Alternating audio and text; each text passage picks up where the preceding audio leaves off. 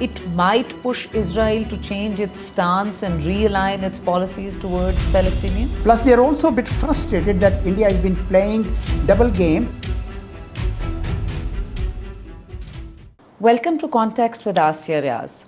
In today's episode, we will discuss Pakistan's key foreign policy issues that define Pakistan's place in the world.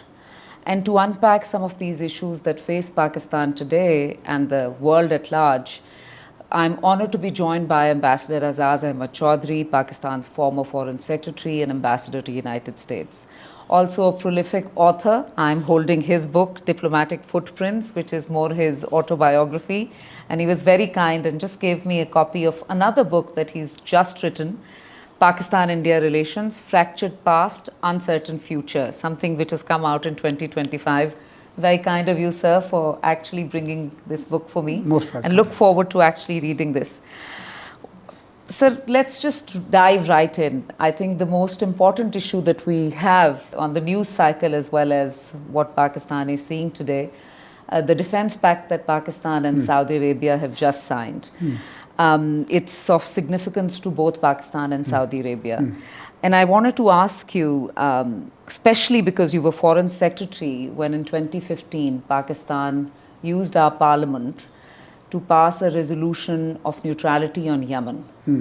Fast forward today, sir, we've almost swung the pendulum entirely to the other side, where we've provided Saudi Arabia with a complete security umbrella. If you look back now, sir, at that time, do you think that that resolution in which we in a very public manner, refused a very strategic ally of Pakistan, do you think it was more due to political pressure and optics, a misstep, or do you think that, many believe that it was, and we've spent the last decade repairing our relationship with Saudi Arabia? Thank you very much, first of all, Aasiya, for having me on your program. Let me at the outset say that I have a very positive appreciation of what has just happened. That is the mutual defense agreement between Pakistan and Saudi Arabia. I believe it provides strategic depth to both Pakistan vis-a-vis possible aggression from India, and it provides strategic depth to Saudi Arabia vis-a-vis potential aggression from Israel. And therefore, both countries find it a win-win option.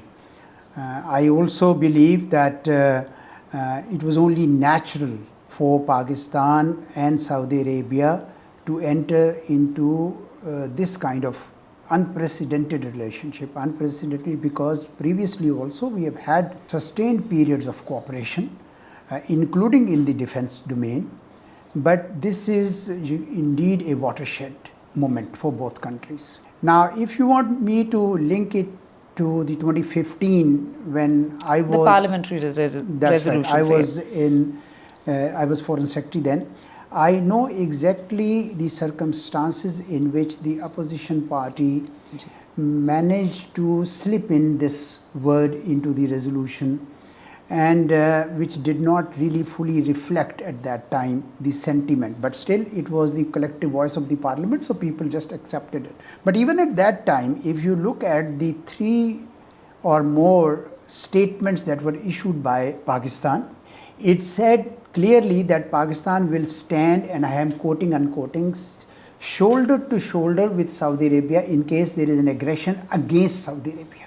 You see, so in a way, the message was that while Pakistan will not join any aggression against a third country, Pakistan will always stand with Saudi Arabia in its defense. Now, this time around, there is an added advantage, which is that it is mutual defense. Yes. It is not unilateral. Attack on one is attack on the other. Absolutely. So in 2015, you were talking about Saudi military strikes in Yemen. Yes. But this is a qualitatively different situation. You can't compare the two, because this time around it is Israel which has carried out practical and academic aggression. Practical in the sense that it has attacked Qatar, a neighboring country of Saudi Arabia. A mediating partner. between Israel and Hamas. Exactly.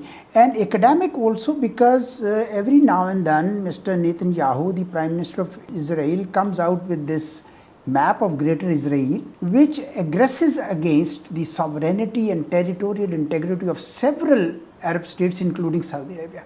And therefore, it is a very timely agreement between the two, where Saudi Arabia is up against a potential aggression from Israel, and Pakistan is up against a potential aggression from India, which has paused Operation Sindoor against Pakistan, has not really ended it. And therefore, I believe it reflects the truer sentiment of both countries, and it's in the largest strategic interest of both countries to have had this agreement, and I'm very, very pleased about it. Wonderful. So let me ask you that if you look at the magnitude of this defense pact, I can't recall that Pakistan has entered into something as large. I think the earlier example would be Seato and Cento. So constitutionally, I mean, you've served on that position, and you'd know, nobody would know better than you. Constitutionally, what would govern that? Would this be approved by the Parliament? Would this be approved by the cabinet, or this has gone through that, at least the cabinet approval? I mean, I'm just trying to understand the constitutionality of this agreement from Pakistan's perspective. It is my sense that this is not a treaty. Only a treaty goes through the ratification process, after which it enters into force, where it requires parliamentary approvals on both sides, and then it is ratified. It is not a treaty of that sort. It is not even a pact, which is a bit diluted version of the treaty. It is an agreement which is between the executive branch of both countries. I'm sure Saudis will have their own way of getting ratification of their parliament, and Pakistan has its own way of getting ratification. I think in Pakistan's case, the cabinet represents the parliament in the sense that it comes out of the majority party of the parliament, and therefore for Pakistan, I think it is very, very clear for both sides. So the agreement is essentially a commitment by the ruling parties of both countries. The governments of both countries. The governments of both countries, and therefore it in a way is a serious document, and the world ought to take it seriously. Of course, when we talk of this defense pact, the recent ministerial statements that have come out on the Pakistani side about which have hinted at making Pakistan's nuclear arsenal available to Saudi Arabia as well. I mean, one could argue that defense pact requires that something like this would be available, but if you look at those statements specifically, and considering how sensitive the world's view has been on Pakistan's nuclear asset, do you think those statements have been mature and in keeping with the sensitivity of the defense pact this is and our nuclear arsenal?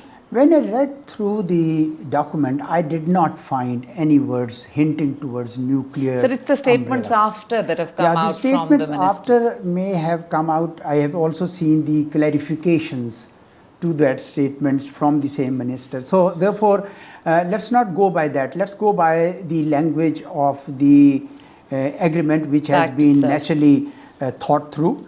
It is my sense that on strategic issues, ambiguity is the best part of it. Pakistan has time and again repeated that Pakistan's nuclear capability is to deter aggression from India. That we have made very, very clear. That also means that Pakistan will never share its nuclear capability with any country. However, there is a space where people are making all kinds of interpretations, and I think it is not appropriate for me or for any analyst to speculate on this matter. And this is my understanding on much of the work will happen in the peacetime cooperation between the two countries to bolster each other's defense capabilities with access to each other's intelligence sharing and trainings, joint exercises, perhaps also joint manufacturing of defense equipment, etc., etc. So there's a lot that will happen in order to bolster the deterrence capabilities of both countries. So let's not jump right away to the weapons which are essentially for deterrence and not for use. But it does provide a huge deterrence against the detractors of Pakistan, and I'm sure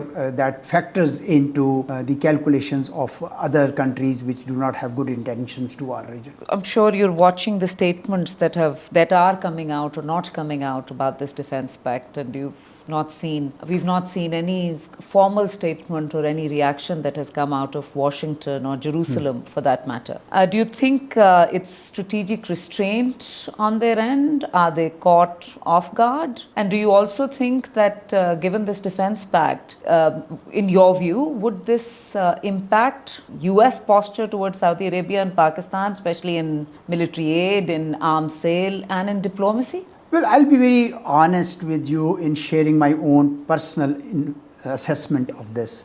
It is my sense that US will always stand behind Israel for its Middle East policy. I have no doubt about it. However, I also believe that when Israel went to the extent of attacking a partner of the US in the Middle East, i.e. Qatar, which hosts a large military base yes. of the United States. I think the Israeli government, particularly Netanyahu, has pushed the envelope a little too far. It is my sense that the policymakers in the US must also be wondering whether this was the right step or the wise step, because US has invested so much in providing security umbrella to Gulf states, and Gulf states have also reciprocated that sentiment for a long time. So to push the envelope to the point that it creates disillusionment about US relationship with Saudi Arabia and other Gulf states was not a very wise move, it is my sense. Now, what does the US do at this time? I don't know. Of course, they will be the best judge. But my sense is that they would not probably like to allow that security umbrella to slip away.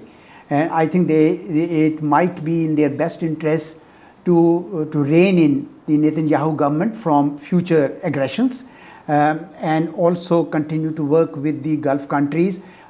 These days, as you know, after the May 2025 confrontation between Pakistan and India, US is also more sort of leaning towards Pakistan in the sense that it yes. is recognizing the importance of Pakistan as a player that can bring regional stability. And therefore, my sense is that the US might be upset on what Netanyahu has done, but I think they would like to make amends for that rather than push the envelope even further away. Sir, on this question of Israel, and I think this is something which would be of big interest to Pakistanis listening to this. I mean, certainly what's happened in the Gulf is also very, very well known, and you're right in saying that Israel has pushed the envelope too far in that sense. Is there a likelihood that with this new alliance being built between Pakistan and Saudi Arabia, and likely to be joined later by other Gulf countries, Israel might consider Pakistan a threat as well, or there's a chance of Israel attacking Pakistan as well? Well, on the first point, I have also heard, but it is a speculation, that two more countries want to join from the Gulf countries. GCC, I don't know yet for future, because we would know, but this is what I have heard. For Pakistan, Israel has been a part of the Indian efforts when it came to May 2025 confrontations, because Israeli drones were used against Pakistan. We have also seen that India has been collaborating with Israelis even during the 12-day war between Iran and Israelis. And we have also seen that, for example, in let me recall the year, probably in 2022, Qatar had apprehended former Indian naval officers for spying for Israel. And at the intervention of the Prime Minister of India, they were, the death penalty on them was waived and they were expelled back to India. So, as a history of increasing its cooperation and coordination with Israel all along, and has even been sort of working as as an instrument for Israel's influence in this area. And that's why I believe that for Pakistan, Israel is on the other side. It's not a direct party to Pakistan's confrontation with India, but it is an indirect party to Pakistan-India rivalry and confrontation. And Pakistan has not recognized Israel, as you know, and we have seen how the hostile statements by Israeli permanent representative in UN has been making. So we are quite well aware of Israeli intentions, but Pakistan has been able to defend itself despite the India-Israel nexus, and I think Pakistan has that capability, and Israel knows it very well, that Pakistan's missile capability, Pakistan's nuclear deterrence is enough to safeguard itself from any possible aggression by Israel. But of course, for Pakistan, our major preoccupation is to deter aggression from India, which is our eastern neighbor. Sir, on the question of Israel again, we live in a very interconnected world, and as we speak, 147 UN member states have recognized Palestinian state. They include major countries, major Western countries, including UK, France, Australia, etc., which is a major shift, at least from where the world was at least few years ago. Of course, there's been a huge public outcry, global public outcry against what Israel is doing, the massacre that Israel is actually doing in Gaza, especially if you see young people globally have stood up against that, the treatment of Palestinian in Gaza. Do you think that there's a future in which such pressure, which is, more and more states recognizing Palestine, such public outcry against Israel, it might push Israel to change its stance and realign its policies towards Palestinians? We have seen that Prime Minister Netanyahu, and before that his party, Likud party, since 1978 has never accepted Palestine, the right of Palestinians to have a state. It is an irony of fate that it was a Palestinian state to which these people came. Yes. And they requested refuge, they were given refuge, and now a situation has come where they don't want to recognize the right of these very people who had given them this refuge to live in that country. And that's a very, very sad reality. But at the same time, you are right, there is a groundswell of support from all around the world. Overwhelming majority of the countries of the world have recognized the state of Palestine, but Israel has not done so, nor has its backer United States, although United States has voiced its support for two-state solution many a times. But even to stop the war, US is the one which is vetoing every effort to do that in the Security Council. Absolutely. So I would link this, the whole scenario to the way global geopolitics is evolving. As you know, the world order that was created after the Second World War has all but shattered, and the norms of interstate conduct are no longer being followed by any country. We have seen unilateralism being asserted by most major powers, and Israel has also shown the same tendency, unilaterally committing aggressions with impunity, showing utter disregard for any international law or norms of interstate conduct that once were part of the UN Charter. So that said, the world opinion is now increasingly becoming sort of less potent, less relevant as against the world in which international law was relevant. At that time, the world opinion mattered. But when a country like Israel doesn't want to accept world opinion, then I'm not too sure whether all this support by all these countries of the world will practically help establish that state, unless Israel and its backer United States comes to grip with it that you need to give this right to the Palestinians to have their own state. But practically on ground, we don't see any move. In fact, Gaza, the people of Gaza are being squeezed even further from that, within that strip. People of living in West Bank are facing a growing number of Israeli settlements, and their space is being squeezed. Increasingly, Israel and United States also are calling for these people to move out to other Arab countries and leave their motherland. Yes. So I think when I see practical situation on ground, this entire rhetoric of recognizing the state of Palestine does not seem to cut much ice with Israel or even the United States of America. So how do you persuade them, particularly United States of America, because United States of America, it withdraws its support from Israel. I don't think Israel can do the kind of aggressions that it has been committing in the region. So yes, I am happy about the recognitions being extended to the state of Palestine because it shows the world opinion. But I'm unhappy that the two powers that actually matter for changing the situation on ground are not adhering to that public opinion. They're not even listening to that public opinion. Some of the allies of the US in Europe, for example, are now also coming up for this option.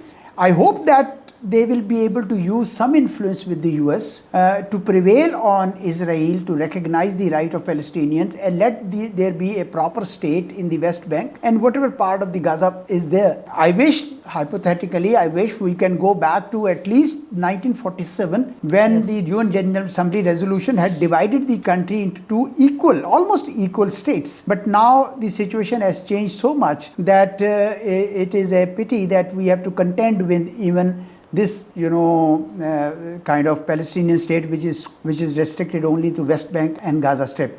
But nevertheless, all sympathies are for Palestinian people because they have their right to exist as an independent state. I'll come to now Pakistan's relations with the US at the moment.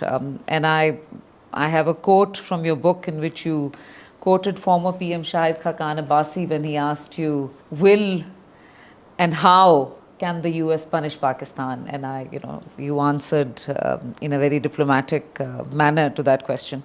Fast forward to today, and it feels almost like we're living in a new era of Pakistan and Washington's relationship. Pakistan is suddenly back at the center of Washington's South Asia playbook. We have suddenly renewed value. Yeah. And also in recent months, Pakistan has achieved almost an amazing diplomatic feat in which Pakistan has so skillfully managed US, Iran, China, and even the Gulf. Many people attribute many things to this new the new normal in Pakistan, Pakistan's relationship with the Trump administration.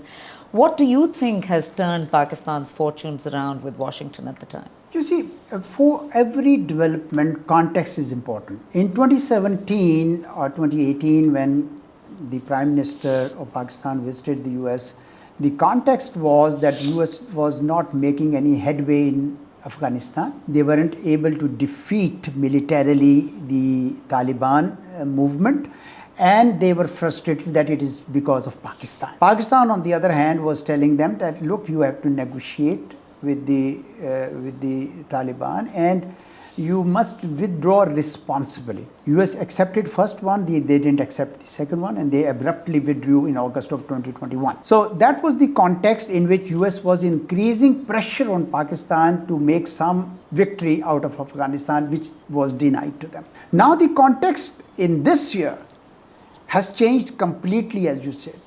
One, because India for many, many years had been projecting itself as a net security provider for this region, as a kind of hegemon, as a kind of policeman of the region. And here it is, the entire claim of Indians have been challenged by Pakistan in May 2025, and US and the world has seen how Pakistan has shown that it can put up a formidable defense of itself. The United States has also been wondering whether here is a country that we were preparing, India, they were preparing as a counterbalance to China to push back China, but they can't even push back Pakistan, let alone China. So therefore, the United States also started having second thoughts about India's role as a net security provider.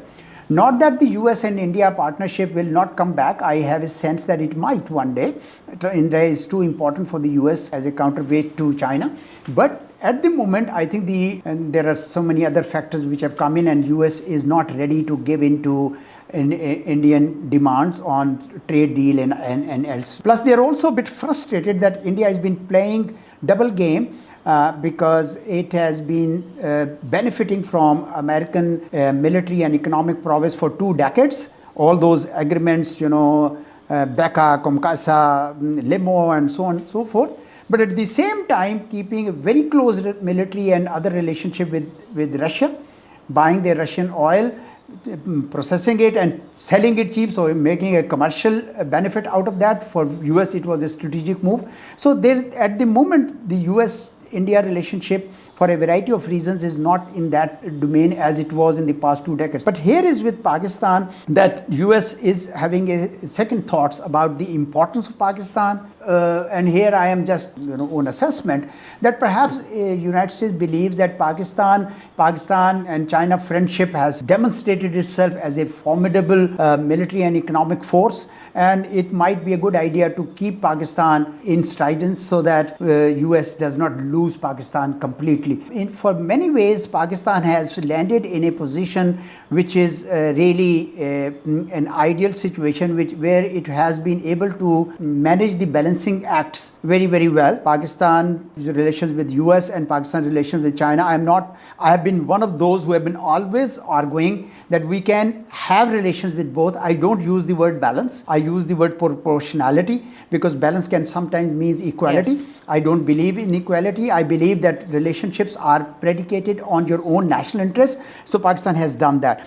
With regard to Pakistan's relations with Saudi Arabia and Iran, again the same story. For decades, Pakistan has always maintained relations with both. Saudi Arabia is a very, very, very close partner, but Iran is a neighbor with deep cultural imprint on Pakistan. And therefore, for Pakistan, this was not a zero-sum option. For Pakistan, both countries had to be. And Saudi Arabia is special, has always been special because of a variety of reasons. Millions of our countrymen and women are working there, living there. Our own 2 people are so attached to the 2 holiest shrines for the Muslim world. Saudi governments have always supported Pakistan in times of crunch, and Pakistan has always supported Saudi Arabia in times of crunch. And I recall to you 1979 and so on, and many after that. So it was, I would say that Pakistan is at its best in diplomatic terms at this time, because Pakistan has shown that it has that potential to be a sort of stabilizing effect. It's like, sir, our diplomatic prowess is suddenly very crystal clear for the world to see. Something we were doing always, indeed, is now the world can completely appreciate. Thank you for that. Sir, in your book you've talked about, certainly because you've served as ambassador and as a diplomat, you've talked about Pakistani diaspora's role as projecting Pakistan's soft image, and you've said that that's of key importance. But in today's world, especially in the Western capitals, and I'm not talking about just Western Europe or North America, I'm also talking about Oceania region, Australia, New Zealand, etc. In all of these capitals, you see a resurgence of anti-immigration sentiment, very violent and very large public protests that are against immigration. Now, these capitals have historically been the employment centers for Pakistani talent. And young Pakistanis are still looking, whenever they, when they get their education, they're still looking to go and work abroad. But it seems like the pendulum is completely shifting with those anti-immigration protests. What do you think is the prospect of Pakistani youth being employed in those countries now, with almost a very orchestrated anti-immigration sort of sentiment in those Western capitals? Thank you very much. First, a word about the diaspora as a whole. I personally am fully convinced that our diaspora is a bridge between Pakistan and the host countries or the home countries for those people living there. And I have always viewed them as a strategic asset for Pakistan, strategic in the sense of broader asset for Pakistan. And I believe, and I've lived in the Gulf for 4 years. I've lived in Europe for 3.5 years as ambassador to the Netherlands. I have lived in the US several times. So I can tell you out of my experience that Pakistan's diaspora remains, for them they have adopted those countries as their home. Gulf countries don't allow the citizenship, but for the Europeans and the Americans they do. But their hearts still beat with Pakistan. Absolutely. And therefore we should always, and I have been advising my own fellow diplomats when I was foreign secretary also, that please attach the highest importance to them when you go on your postings in the missions. Now you are right about the surge of anti-immigrant sentiment in Europe and in America. Incidentally, I just published yesterday the review of a book, and it was published in the Daily Dawn. The book is America at the Crossroads. It's by Dr. Akbar S. Ahmad, and I enjoyed that book, and how he believes that pluralistic identity of America, and he talks how identity of America is sort of changing from primordial to pluralistic to predator identity, as using his words. But pluralistic identity for America, and I believe for Europe, will be much better for their interests. I know the far right movements are in the upswing in Europe and in America. Perhaps some of them have valid economic reasons too, because some of the not Pakistani but the Indian and the Chinese and others have been able to land on jobs which are very well paid, and the white middle class Americans are feeling threatened. Holders of assets, especially the Asian, Southeast Asian community. Yeah, exactly. Large assets are with them. That's right. So therefore, I believe the sentiment is not going to go away in a day or two. It's going to make a full cycle. But these societies will never be able to live without outside help. The reason is that Europe particularly is aging, and their own population, the indigenous population, is dwindling, and they have to depend on the immigrant community to make their countries run, and therefore it is their compulsion to have, so they'll have to find a newer way. And not this kind of way by which they are expelling these people or not welcoming them. They'll have to. So some of these countries have adjusted to accommodating the high-skilled immigrants, right? High-skilled immigrants are being adjusted in some of the European countries, in America also. And you will see that the asylum seekers, the labor class, the unskilled manpower will probably not find a place there. But for the IT experts, of Pakistan, and there are plenty of them. I'm very proud of our youngsters because they are breaking new grounds. The world will not shrink. In fact, sitting right here in Pakistan, they are doing business with Canada, with Europe, with America, everywhere else. And this is the age in which the only thing that the government of Pakistan can do is to facilitate their work by making it easy for getting their remunerations, for example, financial linkages, and facilitating them in terms of providing them whatever inputs that they need to, and I think the government is very much mindful of that. So yes, the doors are shutting for our diaspora because of the or at least hate crime would be rising. That is also another serious flaw. When I talk of diaspora in the Gulf and diaspora in Europe and America, these are two very different situations. I'm talking about people who are naturalized in Western capitals. That's right. Where they find opportunities to work. That's right. You think that this will run its course, the anti-immigration thing? My sense is yes. So thank you for the book that you've shared with me, Pakistan-India relations. In a way, you've answered a part of my question when you've said fractured past, uncertain future. Whenever we talk to India about Pakistan-India relationship future, they come up with the retort that who do we talk to in Pakistan, whether it's the civil or the military. Do you think Pakistan itself has created that perception in New Delhi that civilian governments are not really in charge? And how do we actually take forward our relationship with India towards normalization? I think this is just an argument. When they want to talk to, they know how to talk to and whom to talk to. It's not that they have not been able to talk to Pakistan.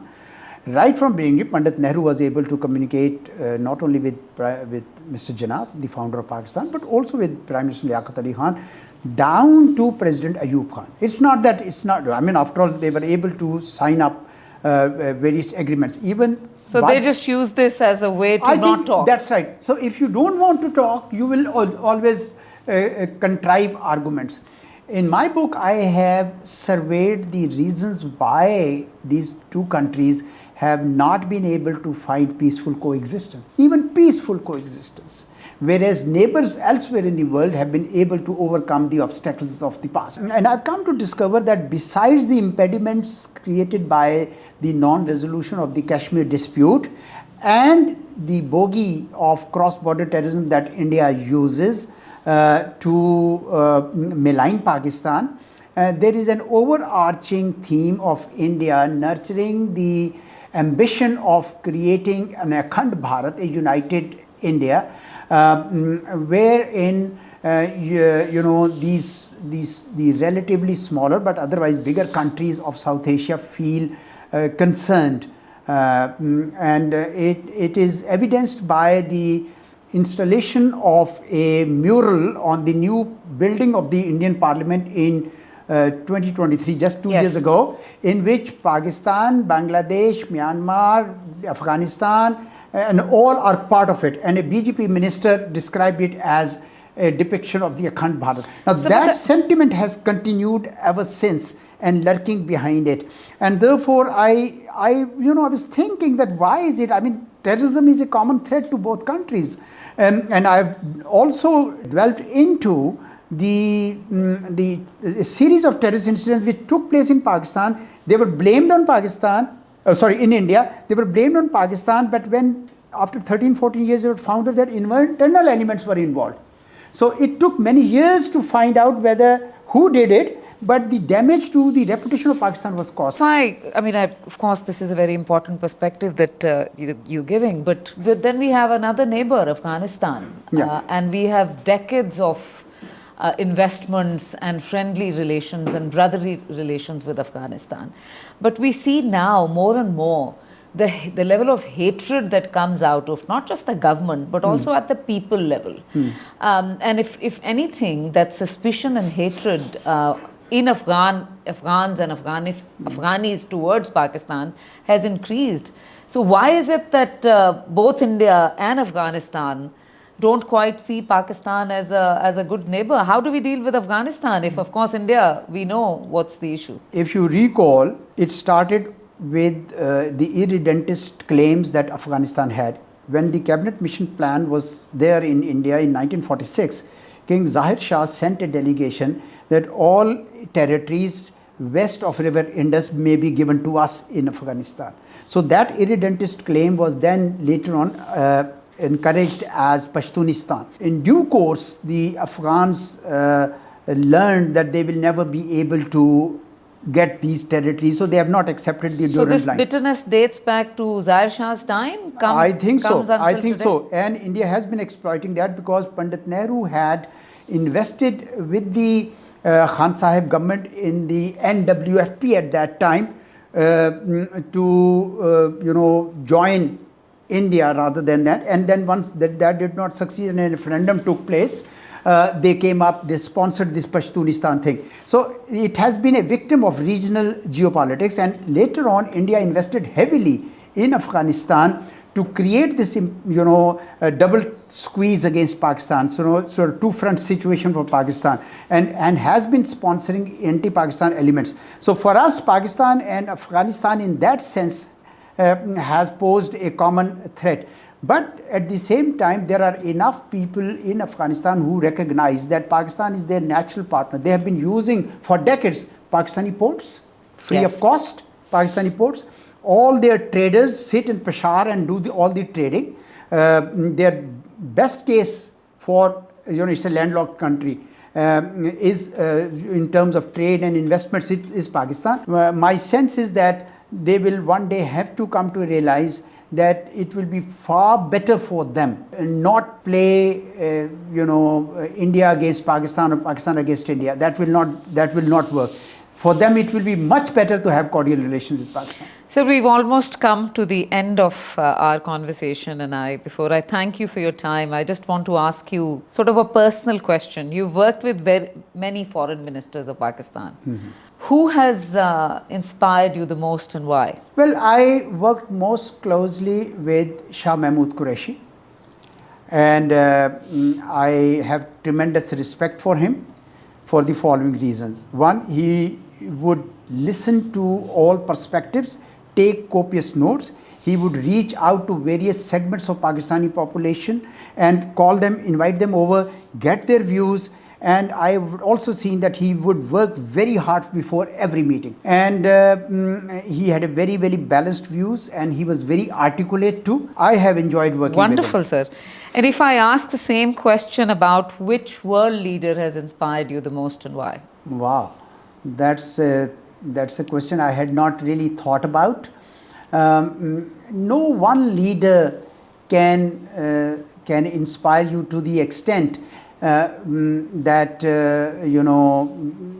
you always have some positives and some negatives. If you're talking about the ones who have also passed away, I would still rate Muhammad Ali Jinnah as a leader, not only because he is a founder of my country, but also because, and you will see how he guided in this book, the first chapter is the longest one, how he channelized the Muslim nationalism, and there was also a Hindu nationalism growing around the same time, how he was able to channel and single-handedly created Pakistan. That credit goes to him. So wonderful, he had sir. immense qualities. I can name many, but I think suffices to say that he is one leader that I will always hold him in highest esteem.